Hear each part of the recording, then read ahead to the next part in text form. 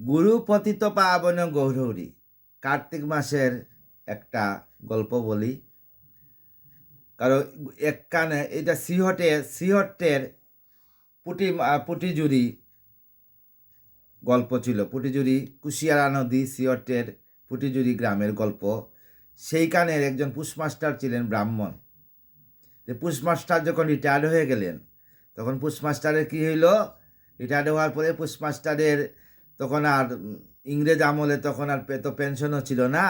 তখন উনি ভাবলেন যে আমি তো ব্রাহ্মণ, কী করব, তাইলে আমি কাঁধে নামা বলি আর গলায় ভিক্ষার ঝুলি লয়ে আমি তিলক কেটে এবার হরি নাম করব।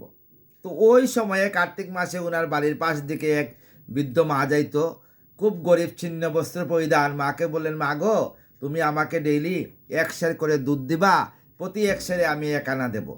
বললো, গুসাই আপনার 1 আনা দিতে লাগবে না বিনা পয়সায়। বললেন, না, আমি গোবিন্দ সেবার জন্য বিনা পয়সায় নেব না। এইভাবে 1 মাস যখন উনি নিলেন, নেওয়ার পরে উনি কী করলেন, মাগো তুমি দীক্ষা নিয়েছো, কিন্তু গুরুদেব কিন্তু নিজেও দীক্ষিত না।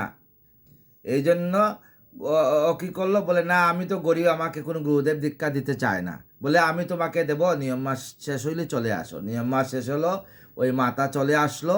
আসার পরে গুরুদেব বললেন, হরিবল হরিবল হরিবল। মা গো, এই যে তোমার কানের মধ্যে হরিবল হরিবল নাম দিলাম, এটা দিয়ে ভব নদী পার হওয়া যায়। ভদ্রমহিলা ভাবলো যে তো তাহলে সন্ধ্যাবেলা কুশিয়ারা নদী পার হইবে। তখন খেওয়া ছিল, খেওয়া সেই আর পূর্বজন্মের কথা।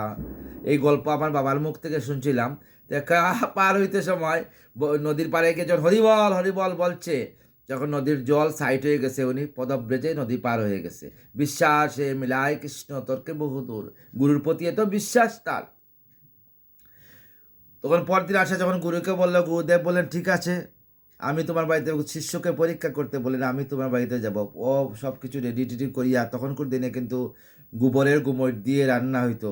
গোবরের গুমট সব বাড়িঘর মুছি টুচি রেডি করিয়া মাটির বাসন টাসন আনছে রান্না করার জন্য। মহাপ্রভু গুরুদেব যাবেন।